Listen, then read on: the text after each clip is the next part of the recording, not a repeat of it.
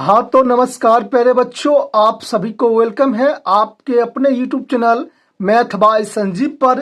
तो प्यारे बच्चों, आज की क्लास में हम लोग पढ़ने वाले हैं क्लास 8 का विज्ञान। यानी कि प्यारे बच्चों, इस क्लास में प्यारे बच्चों मैं आपको फर्स्ट नंबर चैप्टर का क्वेश्चन आंसर बताने वाला हूं। तो आप लोग इस क्लास को शुरू से लेकर लास्ट तक देखिएगा और मैं ये 100% गारंटी के साथ कह सकता हूं कि अगर आप लोग इस क्लास को देख ले तो शुरू से लेके लास्ट तक तो आप लोग को क्वेश्चन और आंसर याद हो जाएगा। ठीक है। और देखिए, आप लोग को जो स्कूल में मिला है एनसीईआरटी का न्यू जो बुक आप लोग का मिला है, उसी का हम लोग फर्स्ट नंबर चैप्टर का क्वेश्चन आंसर करेंगे। ठीक है। तो यहाँ पर आप लोग देख सकते हो प्यारे बच्चों, यहाँ पर आप लोग देख सकते हो प्यारे बच्चों, पाठ सूची। तो आप लोग का फर्स्ट नंबर चैप्टर है फसल उत्पादन एवं प्रबंध। तो इसी का हम लोग आज फर्स्ट नंबर चैप्टर का क्वेश्चन आंसर करने वाले हैं। तो आप लोग इस वीडियो को शुरू से लेकर लास्ट तक देखिएगा प्यारे बच्चों। ठीक है। तो देखिए, यहाँ पर आप लोग का फर्स्ट नंबर पर आ गया है चैप्टर, आप लोग का अध्याय 1 है फसल उत्पादन एवं प्रबंध है। तो इसी का जितना भी क्वेश्चन होगा मैं आपको इसी वीडियो में बताने वाला हूँ। ठीक है। तो आप लोग प्यारे बच्चों इस क्लास को शुरू से लेकर लास्ट तक देखिएगा। ठीक है। तो चलिए चलते हैं क्वेश्चन आंसर की ओर प्यारे बच्चों। तो यहाँ पर देख सकते हो आप लोग का अभ्यास है और आप लोग का फर्स्ट नंबर क्वेश्चन कर रहा है कि उचित शब्द छांट कर रिक्त स्थानों की पूर्ति कीजिए। मतलब कि यहाँ पर जो आपका आंसर दिया गया है, जो सही आंसर होगा उसको आपको भरना होगा इस खाली स्थान में। तो देखिए, फर्स्ट नंबर यानी कि क नंबर क्वेश्चन है आपका, एक स्थान पर एक ही प्रकार के बड़े मात्रा में उगाए गए पौधे को क्या कहते हैं? तो फसल कहते हैं। यहाँ पर देखिए आपका फसल है, तो आप लोग को फर्स्ट का हो जाएगा फसल। ठीक है। ख नंबर क्वेश्चन है, फसल उगाने से पहले प्रथम चरण मिट्टी को डैश होता है। तो प्यारे बच्चों तैयारी होता है। तो इस प्रकार आपको लिख लेना है, यहाँ पर तैयारी है तो इस प्रकार से आप लोग को भर लेना है। ठीक है। उसके बाद आप लोग का अगला क्वेश्चन आता है, ग नंबर क्वेश्चन है कि क्षतिग्रस्त बीज की सतह पर डैश लगेगा तो तैरने लगेगा। ठीक है। उसके बाद घ नंबर क्वेश्चन है, फसल उगाने के लिए पर्याप्त सूर्य का प्रकाश एवं मिट्टी से डैश तथा डैश आवश्यक है। तो जल और पोषक तत्व आवश्यक है। ठीक है। यहाँ पर जल होगा और यहाँ पर पोषक तत्व होगा। ठीक है। तो आप लोग को भर लेना है। उसके बाद आप लोग का दूसरा नंबर क्वेश्चन आता है, यहाँ पर कॉलम ए में दिए गए शब्द का मिलान कॉलम बी से कीजिए। मतलब कि कॉलम ये ए दिया गया है और ये कॉलम बी दिया गया है, तो आपको सही मिलान करना होगा। और देखिए, इसमें आपको एक बात का ध्यान रखना होगा, ये जो 1 नंबर है ये फॉल्स नंबर क्वेश्चन, ये फॉल्स है, इसको आप लोग गलती से टाइप हो गया। ठीक है। तो देखिए आपको मिलाना होगा, जैसे खरीफ फसल का आपका हो जाएगा धान एवं मक्का हो जाएगा, यानी कि 1 का हो जाएगा ई हो जाएगा। रबी फसल का आपका हो जाएगा गेहूं चना मटर हो जाएगा, मतलब कि 2 का आपका हो जाएगा डी हो जाएगा। ठीक है। और रासायनिक उर्वरक का हो जाएगा आप लोग का बी, यानी कि यूरिया एवं सुपर फास्फेट हो जाएगा। ठीक है। और 4 का आपका हो जाएगा कार्बनिक खाद का हो जाएगा पशु अवशिष्ट गोबर मूत्र एवं पादप अवशेष का होगा। ठीक है। इस प्रकार से आप लोग को सही मिलान कर लेना है। ठीक है। उसके बाद यहाँ पर देखिए आप लोग का क्वेश्चन यहाँ पर आता है तीसरा नंबर क्वेश्चन, निम्न के दो उदाहरण देने के लिए कह रहा है। ठीक है। जैसे कि खरीफ फसल है रबी फसल है, खरीफ फसल का 2 उदाहरण पूछ रहा है और रबी फसल का 2 उदाहरण पूछ रहा है। तो देखिए, खरीफ फसल में आपको 2 उदाहरण देना होगा, धान मक्का कपास। ठीक है। ये खरीफ फसल का उदाहरण है। उसके बाद रबी फसल का उदाहरण हो जाएगा गेहूं चना सरसों, ये हो जाएगा आपका रबी फसल का उदाहरण हो जाएगा। ठीक है। तो इस प्रकार से आप लोग को भर लेना है। उसके बाद प्यारे बच्चों आप लोग का क्वेश्चन यहाँ पर 4 नंबर आता है। क्वेश्चन आपका कह रहा है कि निम्न पर अपने शब्द में एक पैराग्राफ लिख ले। मतलब पैराग्राफ आप लोग को लिखने के लिए कह रहा है। जैसे यहाँ पर देखिए क नंबर है, मिट्टी तैयार करना, बुआई निराई थ्रेसिंग, ये सभी के बारे में आपको एक पैराग्राफ आपको लिखने के लिए कह रहा है। तो देखिए, यहाँ तक मैंने आपको बुक से करवाया हूँ। ठीक है। यहाँ तक मैंने आपको आंसर बुक से करवा दिया हूँ। अब मैं आपको पीडीएफ से प्यारे बच्चों क्वेश्चन आंसर करवाऊंगा। अब मैं आपको पीडीएफ से प्यारे बच्चों क्वेश्चन आंसर करवाऊंगा। मतलब कि यहाँ जो क्वेश्चन रहेगा वही क्वेश्चन आपका पीडीएफ में रहेगा। तो आप लोग पीडीएफ से क्वेश्चन लिखिएगा, मैं आपको जिससे बता रहा हूँ आप लोग लिखिएगा। तो यहाँ पर देख सकते हो आप लोग का 4 नंबर का आंसर यहाँ पर दिया गया है प्यारे बच्चों। मिट्टी तैयार करना मतलब कि आपको लिखना होगा फसल उगाने से पहले मिट्टी तैयार करना पहला कदम होता है। ठीक है, कृषि में सबसे महत्वपूर्ण कार्यों में से एक मिट्टी को पलटना और इसे ढीला करना।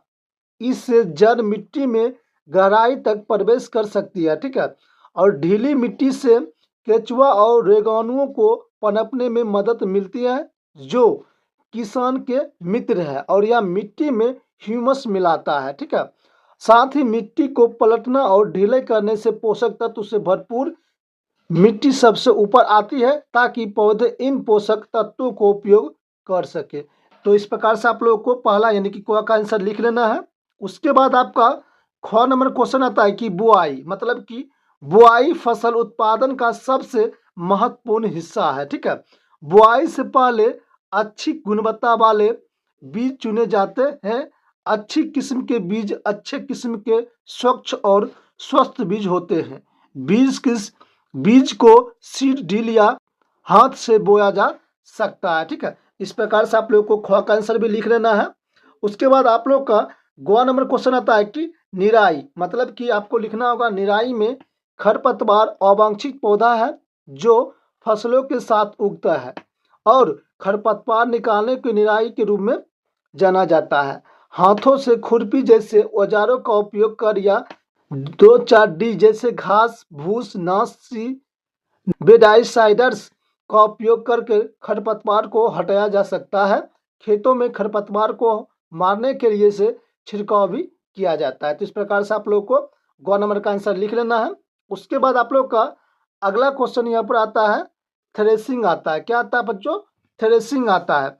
तो थ्रेसिंग में आपको लिखना होगा पायलों से अनाज को अलग करने की प्रक्रिया को थ्रेसिंग कहते हैं। मतलब कि जैसे कि आपने गेहूं काटा तो उसमें से दाना को अलग करने को हम लोग थ्रेसिंग कहते हैं। ठीक है, इसे कंबाइन नामक मशीन की सहायता से किया जाता है, जो वास्तव में एक हार्वेस्टर है और थ्रेसर का संयोजन है। ठीक है, इस प्रकार से आप लोगों का आंसर 4 का लिख लेना है। मतलब कि 4 का आपका क ख ग घ जितना भी क्वेश्चन है मैंने आपको 4 का आंसर बता दिया हूँ। अब आप लोग का प्रश्न संख्या आपका आ जाता है 5 नंबर आता है। प्रश्न कहता है कि स्पष्ट कीजिए कि उर्वरक खाद से किस प्रकार भिन्न है।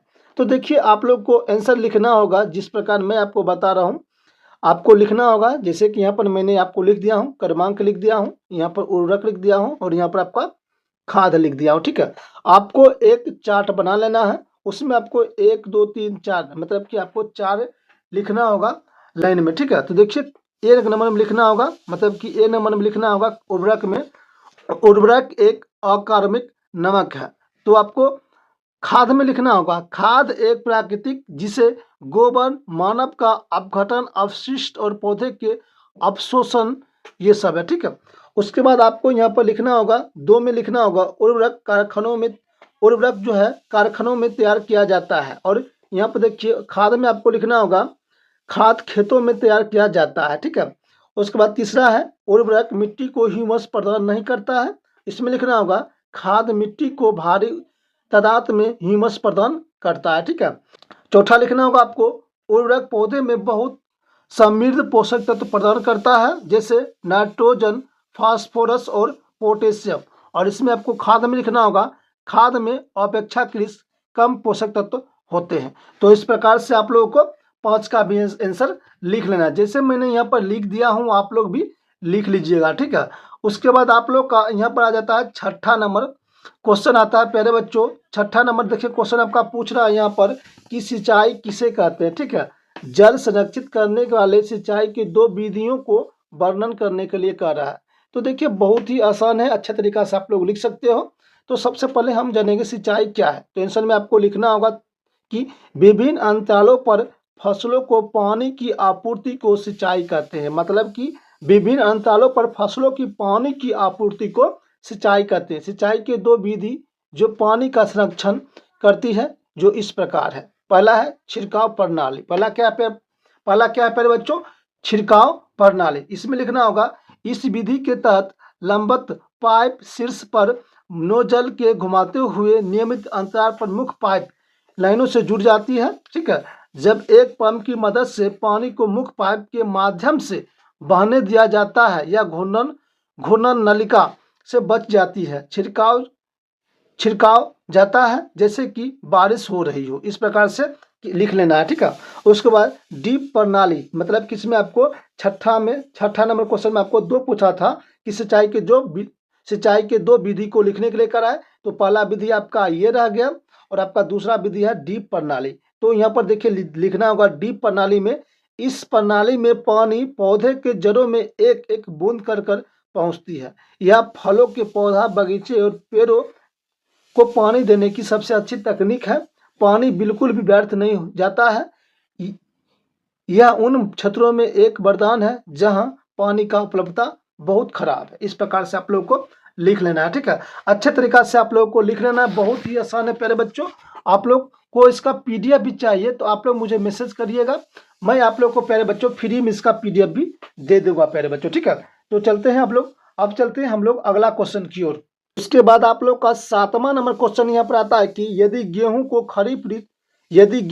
खरीफ ऋतु में उगाया जाता तो क्या होगा, चर्चा करने के लिए कह रहा है। तो आपको आंसर में लिखना होगा गेहूं जो है रबी का फसल है, इसलिए इसे ठीक से बढ़ने के लिए ठंडे जलवायु परिस्थितियों को आवश्यकता होती है। यदि इसे खरीफ मौसम में बोया जाता है तो खरीफ के मौसम में अत्यधिक बारिश के कारण यह विकसित नहीं होगा या नष्ट हो सकता है। इस प्रकार से आप लोग को लिख लेना है। उसके बाद आप लोग का 8वां नंबर क्वेश्चन यहाँ पर आता है प्यारे बच्चों कि खेत में लगातार फसल उगाने से मिट्टी पर क्या प्रभाव पड़ता है, व्याख्या करने के लिए कह रहा है। तो देखिए 8 का आंसर लिखना होगा मिट्टी फसल को खनिज पोषक तत्व को आपूर्ति करती है। ये पोषक तत्व पौधे की वृद्धि के लिए आवश्यक है। एक ही खेत में फसल के लगातार उगाने से मिट्टी कुछ पोषक तत्व में खराबी हो जाती है, अनुपार्जक हो जाती है और फिर पोषक तत्व के साथ मिट्टी के फिर से भरने के लिए किसान को मिट्टी में खाद जोड़ने की आवश्यकता होती है। तो इस प्रकार से आप लोगों को आंसर लिख लेना है। देखिए जैसे मैं बता रहा हूँ आप लोग वैसे लिखिएगा, 100% आपको मार्क मिलेगा और आप लोग याद भी करते चलिएगा। ठीक है, उसके बाद 9 नंबर क्वेश्चन आपका आ जाता है यहाँ पर प्यारे बच्चों। क्वेश्चन कर रहा है आपका 9 नंबर की खरपतवार क्या है, हम इनका नियंत्रण कैसे कर सकते हैं। तो देखिए आपको आंसर में लिखना होगा अवांछित पौधे फसल के साथ साथ प्राकृतिक रूप से उग सकती है जिन्हें खरपतवार कहा जाता है। खरपतवार निकालने और उनकी वृद्धि को नियंत्रण करने के लिए तरीके हैं। खरपतवार को समय समय पर जमीन के करीब उखाड़कर या काटकर हटाया जा सकता है। यह एक खुरपी की मदद से किया जाता है। खरपतवार को कुछ रसायनों के प्रयोग से भी नियंत्रण किया जाता है जिन्हें 2,4-D की तरह घास भूस नासी बेडासा डाइसाइड कहा जाता है। ठीक है, खेतों में खरपतवार को मारने के लिए इनका छिड़काव भी किया जाता है। ठीक है, इस प्रकार से आप लोगों को आंसर लिख लेना है। ठीक है, उसके बाद आप लोग का 10वां नंबर क्वेश्चन आता है प्यारे बच्चों। और देखिए जो भी बच्चे लोगों को इसका पीडीएफ चाहिए तो वो लोग मुझे जरूर मैसेज करिएगा, मैं आप लोगों को प्यारे बच्चों इसका पीडीएफ दे दूंगा। प्यारे बच्चों आप लोग जरूर मुझे मैसेज कीजिएगा। ठीक है, उसके बाद यहाँ पर आपका 10 नंबर क्वेश्चन आता है कि निम्न बॉक्स की सही क्रम में इस प्रकार लगाएं कि गन्ने की फसल उगाने का रेखाचित्र तैयार हो जाए। मतलब कि आपको यहाँ पर 1 number 2 number 3 number 4 number 5 number 6 number और 7 नंबर जो दिया गया है इसको सही क्रम में आपको सजाने के लिए कह रहा है। तो देखिए आपको सही क्रम कैसे सजाना होगा, देखिए आपको जिस प्रकार बता रहा हूँ आप लोग लिखिएगा। जैसे कि यहाँ पर देखिए पहला यानी कि 5 का पहला यानी कि पहला आपका हो जाएगा सही क्रम ए, पहले होगा मिट्टी तैयार करना, उसके बाद दूसरा आपका हो जाएगा खेत की जुताई करना। ठीक है, और आप लोग का तीसरा हो जाएगा बुआई और आप लोग का चौथा हो जाएगा खाद देना और आप लोग का 5वां हो जाएगा सिंचाई और आप लोग का 6ठा हो जाएगा कटाई और आप लोग का 7वां हो जाएगा फसल की चीनी मिल में भेजना। इस प्रकार से आप लोग को क्या करना होगा, सही क्रम आपको भर लेना होगा। कैसे भरना होगा, जैसे मैं आपको बता रहा हूँ आप लोग को भरना होगा। जैसे कि यहाँ पर आपको लिखना होगा, जैसे कि पहले आपको लिखना होगा क्या 5 लिखना होगा, पहले आपको क्या लिखना होगा 5 लिखना होगा। उसके बाद आप लोग को लिखना होगा क्या लिखना होगा 6 लिखना होगा। उसके बाद आप लोग का लिखना होगा 4 लिखना होगा, ठीक है। उसके बाद आप लोग का लिखना होगा 7 लिखना होगा। उसके बाद आप लोग को लिखना होगा 2 लिखना होगा, ठीक है। उसके बाद आपको 3 लिखना होगा। उसके बाद आपको लिखना होगा 1 लिखना होगा। मतलब कि ये सही क्रम है, तो यही हो जाएगा इसका 100% राइट आंसर, ठीक है। इस प्रकार से आप लोगों को क्या करना होगा, सही क्रम में आपको लिख लेना है, ठीक है। उसके बाद प्यारे बच्चों आप लोग का अगला नंबर क्वेश्चन आता है।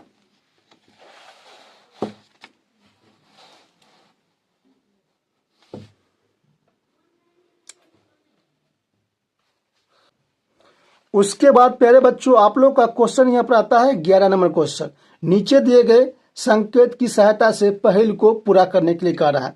जैसे कि देखिए 1 नंबर क्वेश्चन है, सिंचाई का एक पारंपरिक तरीका है तो रहट है, ठीक है। दूसरा का हो जाएगा बड़े पैमाने पर पालतू पशु को उचित देखभाल करना क्या कहलाता है, पशुपालन कहलाता है, ठीक है। और तीसरा है आपका फसल उन्हें वर्षा ऋतु में बोया जाता है तो खरीफ फसल हो जाएगा। फसल पक जाने के बाद काटना क्या कहलाता है, कटाई कहलाता है, ठीक है। और बाएं से दाएं आपको पूछ रहा है, मतलब कि शीत ऋतु में उगाने जाने वाली फसल होगा तो रबी हो जाएगा। उसके बाद एक ही किस्म के पौधे जो बड़े पैमाने पर उगाए जाते हैं तो फसल हो जाएगा। रासायनिक पदार्थ जो पौधे के पोषक तत्व प्रदान करता है तो उर्वरक हो जाएगा, ठीक है। और खरपतवार हटाने की प्रक्रिया निराई कहलाता है। तो इस प्रकार से आप लोगों को भर लेना है, ठीक है। उसके बाद आप लोग का क्वेश्चन यहाँ पर आ जाता है, अगला क्वेश्चन आता है कि इसको आपको सही करें, मतलब कि जो आपको यहाँ पर दिया गया है कॉलम, मैं आपको थोड़ा जूम कर दिखाता हूं। अब आप लोग को प्यारे बच्चों अच्छे तरीका से ये दिख रहा होगा। जैसे कि यहाँ पर देखिए रो है, यहाँ पर भर्स कर बी देंगे तो हो जाएगा रबी हो जाएगा, ठीक है। उसके बाद यहाँ देखिए रो हो टो रहट हो जाएगा, ठीक है। और यहाँ पर देखिए खर का डी फ, ये फ है ना तो खरीफ हो जाएगा। पशुपालन तो यहाँ पर आपको बनाना पशुपालन खाली जगह पर। उसके बाद उर्वरक यहाँ पर देखिए वो है ना, उर्वरक हो जाएगा। उसके बाद कटाई ई है। उसके बाद निराई। इस प्रकार से आप लोगों को क्या करना होगा, इसको भर लेना है, ठीक है। और देखिए इस प्रकार क्या होता है, आपका यहीं पर क्वेश्चन प्यारे बच्चों समाप्त हो जाता है। और जितना भी क्वेश्चन था प्यारे बच्चों मैंने आपको बहुत ही आसान तरीका से बता दिया हूं, ठीक है। और देखिए अगर आप लोगों को प्यारे बच्चों क्लास पसंद आया होगा तो वीडियो को जरूर लाइक कीजिएगा, शेयर कीजिएगा। और चैनल पर जो भी बच्चे लोग आए हैं चैनल को जरूर सब्सक्राइब कर लीजिएगा, ठीक है। और देखिए आप लोग को पता है कि इस चैनल पर आप लोग को फ्री में पढ़ाया जाता है और फ्री में आप लोग को PDF दिया जाता है, ठीक है। तो जो भी बच्चे लोगों को फ्री में इसका PDF लेना है तो वो लोग मुझे जरूर मैसेज कीजिएगा, मैं आप लोगों को फ्री में इसका PDF भी दे दूंगा प्यारे बच्चों, ठीक है। तो मिलते हैं प्यारे बच्चों आप लोगों से अगले वीडियो में। तब तक नमस्कार मेरे प्यारे बच्चों, बेस्ट ऑफ लक, जय हिंद, वंदे मातरम।